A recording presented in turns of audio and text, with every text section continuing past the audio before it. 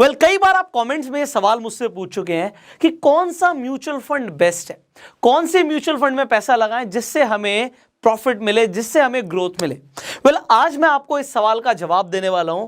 आपने टॉपिक तो पढ़ लिया कि पैसा कौन से म्यूचुअल फंड में लगाना है, बट सबसे पहले कंसेप्ट क्लियर करते हैं कि भैया म्यूचुअल फंड्स ही क्यों।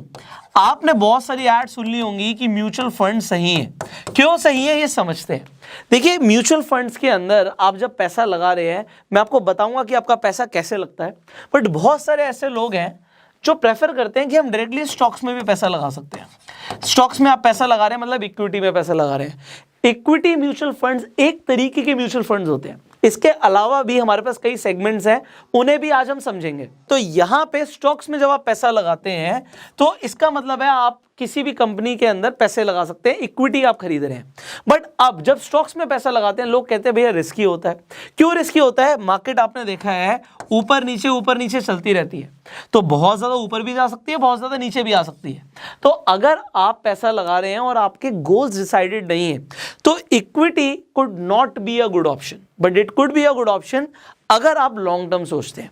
बट इक्विटी में भी तो यार स्टॉक मार्केट पे 5000 कंपनीज है, कहां पे पैसा लगाएं? अब यही तो हमें नहीं पता कि कहां पे पैसा लगाना है। उसके लिए आपके पास फायदा क्या है कि म्यूचुअल फंड्स के अंदर आपको ये बेनिफिट मिल जाता है। बेनिफिट क्या मिल जाता है कि आपके लिए एक मैनेजर अपॉइंट होता है, और वो मैनेजर हम सबसे बहुत ज्यादा समझदार होता है। उसके पास हजारों लाखों लोगों का करोड़ों रुपए है, तो वो ज्यादा समझ के साथ डिसीजंस लेता है कि पैसे को कहां लगाएं जिससे ग्रोथ मिले। अब ग्रोथ मिलने के लिए जैसे हमने बात करी, तो हमने बोला था कि इक्विटी म्यूचुअल फंड्स एक तरीके के म्यूचुअल फंड्स हैं।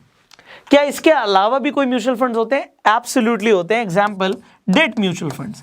अब डेट म्यूचुअल फंड्स के अंदर आपका जो पैसा लगता है वो basically government bonds, government securities में पैसा लगता है। तो इक्विटी के अंदर बहुत ज्यादा ग्रोथ मिल सकती है, बहुत ज्यादा वॉलिटिलिटी रहती है, मार्केट गिर सकती है, तो आपको दिखेगा कि म्यूचुअल फंड में नुकसान भी हो गया। बट डेट के अंदर ऐसा नहीं होता, क्योंकि आपका रिस्क बहुत कम होता है। इक्विटी में ज्यादा होता है, डेट में कम होता है। तो अब डेट में अगर रिस्क कम है तो यहां पे रिटर्न्स भी कम होते हैं। इक्विटी में क्योंकि रिस्क ज्यादा है, रिटर्न्स भी ज्यादा होते हैं। एक और तरीके के म्यूचुअल फंड्स हैं जो कि होते हैं hybrid mutual funds. Hybrid mutual funds का मतलब क्या होता है? इक्विटी प्लस डेट दोनों का मिला के म्यूचुअल फंड्स बन जाते हैं। कुछ पैसा इक्विटी में लगेगा, कुछ पैसा डेट में लगेगा। तो अब आप डिसाइड कर सकते हैं कि आपको कौन सा म्यूचुअल फंड चूज करना है। एंड इसके अलावा गोल ओरिएंटेड म्यूचुअल फंड्स होते हैं कि आपको अपने बच्चे की चिल्ड्रन एजुकेशन के लिए आपको म्यूचुअल फंड्स में इन्वेस्ट करना है, या आप सोचते हैं कि बच्चे की कल को शादी है तो बच्चों के लिए सोच रहे हैं, मतलब लॉन्ग टर्म सोच रहे हैं। कुछ लोग रिटायरमेंट के लिए सोचते हैं, अगेन लॉन्ग टर्म सोचते हैं, तो उसके अंदर भी इक्विटी के अंदर आपका पैसा एक्सपोज्ड रहता है, but then it could be a mix of the debt and equity. अब मैं आपको एक बार स्क्रीन पर लेकर जाता हूं, मैं आपको दिखाता हूं कि अगर आप लोग प्लान कर रहे थे कि आपको किस तरीके से म्यूचुअल फंड्स में इन्वेस्टमेंट करनी है, आप कैसे करेंगे, एंड देन मैं आपको नाम बताऊंगा म्यूचुअल फंड्स के जो आप सर्च कर सकते हैं, जिनके अंदर आप इन्वेस्टमेंट प्लान कर सकते हैं if you want the growth. तो अब मैं आपको पहले एक बार स्क्रीन रिकॉर्डिंग ऑन कर देता हूं, सो दैट जो मैं आपको बता रहा हूं आपको कंसेप्ट ना सिर्फ समझ आए बट आपको दिखे भी। तो यहां पे हम अभी फिनिटी एप्लीकेशन पे आ जाते हैं। फिनिटी को मैं खुद यूज करता हूं म्यूचुअल फंड्स के अंदर इन्वेस्ट करने के लिए, तो it is a very simple interface. आप जैसे फिनिटी पे जाएंगे आपको यहां पर दिखेगा म्यूचुअल फंड्स। आप म्यूचुअल फंड्स में जाएंगे, अब देखिए हमने बात करी ली, हमने इक्विटी की बात कर ली, हमने डेट की बात कर ली, हमने हाइब्रिड की बात कर ली, हमने गोल ओरिएंटेड म्यूचुअल फंड्स की बात कर ली। अब यहां पर देखिए जब हम इक्विटी में क्लिक करते हैं, अगेन लार्ज कैप कंपनीज में पैसा लगाना है, मिड कैप में लगाना है, मल्टी कैप में लगाना है, स्मॉल कैप में लगाना है, इंटरनेशनल में पैसा लगाना है, आपको थीमेटिक में पैसा लगाना है। थीमेटिक मतलब सेक्टर वाइज, आपको लगता है भैया ये वाला सेक्टर ज्यादा बढ़िया परफॉर्म करेगा तो सेक्टर वाइज आपका पैसा लगेगा। फिर डिविडेंड ज्यादा चाहिए, जो डिविडेंड पेइंग स्टॉक्स हैं उसके अंदर आपका पैसा लगेगा, तो यहाँ पे ELSS है जो टैक्स सेविंग के लिए काम आता है। इंडेक्स फंड्स है, इंडेक्स फंड्स एक तरीके के पैसिव फंड्स होते हैं, उसके अंदर भी आप इन्वेस्टमेंट कर सकते हैं। तो यहाँ पे कई तरीके के आपको इक्विटी के अंदर भी फंड्स दिख रहे हैं। अब मैं आपको बोलूंगा आप इसके अलावा भी एक तरीके के और फंड्स होते हैं जिन्हें बोलते हैं फ्लेक्सी कैप फंड्स। अब फ्लेक्सी कैप फंड्स और मल्टी कैप फंड्स में एक बहुत छोटा सा डिफरेंस है। छोटा सा डिफरेंस क्या है कि मल्टी कैप फंड्स के अंदर जो मैनेजर्स होते हैं, जो आपका पैसा मैनेज कर रहे हैं, उनके ऊपर एक थोड़ा सा प्रेशर होता है कि इतना पैसा तो इस वाली कैटेगरी में रखना है, इस वाली मतलब कि लार्ज कैप में इतना पैसा तो इन्वेस्टेड रखना है। बट फ्लेक्सी कैप के अंदर उनके पास पावर होती है कि वो चाहे तो पैसा, अगर लगता है किसी छोटी कंपनी के अंदर ग्रोथ अच्छी मिल सकती है तो उसमें भी लगा सकते हैं। अब जब हम फ्लेक्सी कैप की बात कर रहे हैं, ये किस में आ गया? इक्विटी में आ गया। अब इक्विटी के अंदर डेफिनेटली रिस्क ज्यादा है बट रिटर्न्स भी ज्यादा है। अब मैं आपको फ्लेक्सी कैप के अंदर 3 फंड्स के नाम बताने वाला हूं, जो कि आप फिनिटी ऐप पे भी जाके सर्च कर सकते हैं। फिनिटी का लिंक डिस्क्रिप्शन कमेंट बॉक्स में है, आप जाके वहां से फिनिटी ऐप डाउनलोड कर सकते हैं और बहुत आसानी से म्यूचुअल फंड्स के अंदर अपनी इन्वेस्टमेंट शुरू कर सकते हैं। और मैं आपको दिखाऊंगा वो किस तरीके से करनी है। सो फ्लेक्सी कैप फंड्स एक तरीके से मल्टी कैप का ही पार्ट होता है। तो जब आप फिनिटी ऐप में जाएंगे तो आप मल्टी कैप में क्लिक करेंगे तो आपको फ्लेक्सी कैप फंड्स के भी ऑप्शन दिखेंगे, जैसे यहाँ पे पीजीआईएम आ रहा है, क्वांट आ रहा है, तो ये फ्लेक्सी कैप फंड्स हैं। आप फ्लेक्सी कैप फंड्स में भी इन्वेस्टमेंट कर सकते हैं। बट जब हम एक्टिवली मैनेज फंड्स की बात करते हैं तो मल्टी कैप के अंदर फ्लेक्सी कैप फंड्स बेटर रहते हैं। तो यहां पे सबसे पहले मैं एक एक फंड आपको दिखा देता हूं। हमने सबसे पहले बात करी है एक्सिस फ्लेक्सी कैप फंड। आपको सिंपली सर्च पर जाना है, मैंने यहां पे सर्च किया हुआ है एक्सिस फ्लेक्सी, लिख देंगे तो यहां पे आपको क्लियरली नाम आ गया axis flexi cap fund direct plan. आप इस पे क्लिक कर दीजिएगा। जब आप इस पे क्लिक करेंगे यू विल सी कि अभी इसने पिछले 3 साल में 20% के आसपास की रिटर्न्स दिए। अब यहां पर देखिए, अगर हम इसके पास्ट परफॉर्मेंस देखें तो स्ट्रॉन्ग पास्ट परफॉर्मेंस है।